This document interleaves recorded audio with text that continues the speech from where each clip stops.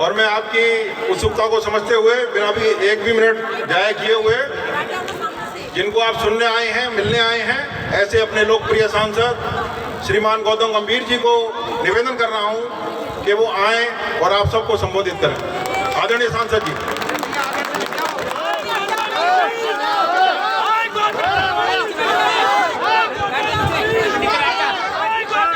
विनोद पिछेती जी, निर्मल जैन जी, सत्यपाल सिंह जी, गोविंद अग्रवाल जी, विपिन बिहारी जी, जयवीर राणा जी, श्रीमती लता गुप्ता जी, रामचरण गुजराती जी, भावना मलिक जी, सुनील गुप्ता जी, करण कुमार जी, संजीव सिंह जी, रविंद्र नेगी जी, राजकुमार ढिल्लो जी, राजीव जी, अतुल गुप्ता जी, किरण वैद जी, शशि चांदा जी, राम सिंह बिधुड़ी जी, राम किशोर जी, जितेंद्र डेड़ा जी और आप सभी भाइयों बहनों को पहले तो मैं बहुत हार्दिक बधाई देना चाहता हूं कि आपको ये फुटबॉल स्टेडियम मिला।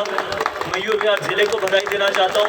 झांसी में त्रिलोकपुरी के सभी निवासियों को मैं बधाई देना चाहता हूं कि ये जो खेल का मैदान आज हम इनॉग्रेट करने जा रहे हैं, यहाँ पर आप अपने बच्चों को भेज सकते हैं, उनको आप फ्री में कोचिंग दे सकते हैं। देखिए, हर उस व्यक्ति ने जिसने देश का नाम रोशन किया है, उसकी शुरुआत ऐसे ही किसी मैदान और ऐसे ही किसी फैसिलिटी से हुई है।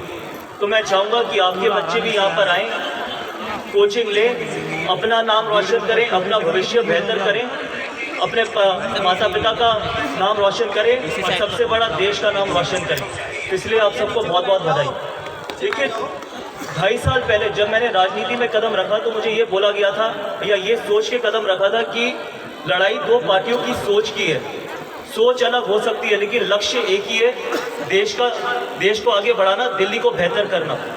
लेकिन आज 2.5 साल बाद जब मैं यहाँ पर खड़ा हूँ आप सभी के सामने, तो ये लड़ाई सोच की नहीं है, ये लड़ाई एक ऐसे व्यक्ति से है और ये लड़ाई सच और झूठ की है। और देखिए, मेरे पास हज़ारों करोड़ रुपए नहीं है अपने ऊपर खर्च करने के लिए, और ना मेरे में इतना दिल है कि मैं किसी की मेहनत की कमाई, खून पसीने की कमाई अपने विज्ञापनों पे खर्च कर सकूं। लेकिन मेरे पास उससे भी एक महंगी चीज़ है, वो है सच्चाई और सच्ची नीयत, जो शायद हज़ारों करोड़ों में भी नहीं मिलती।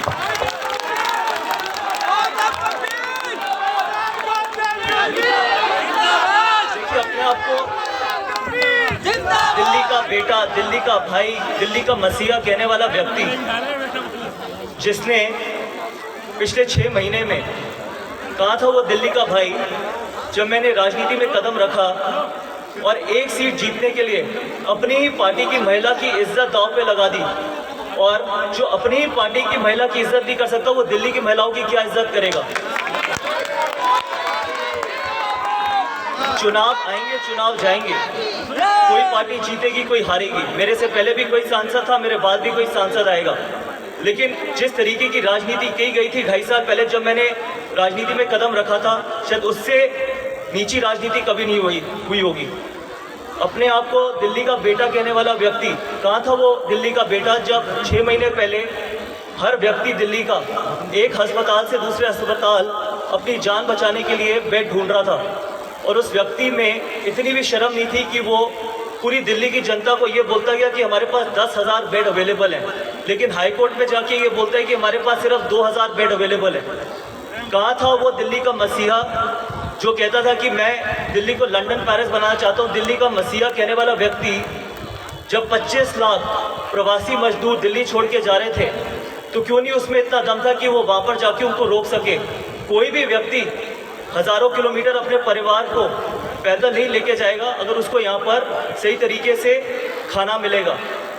कहते थे कि हम 2 करोड़ लोगों को रोज़ खाना दे रहे हैं। जब सांसदों ने ये पूछा कि भाई आप अपनी रसोई का एक एड्रेस दे दीजिए, तो आज 6 महीने हो गए कि एक एड्रेस नहीं दिया गया।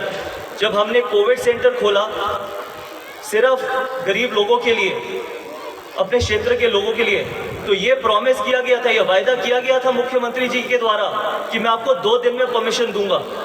लेकिन हुआ क्या कि हमारे को वही कोविड सेंटर वापस लौटा दिया गया कि हमारे को उस कोविड सेंटर की जरूरत नहीं है।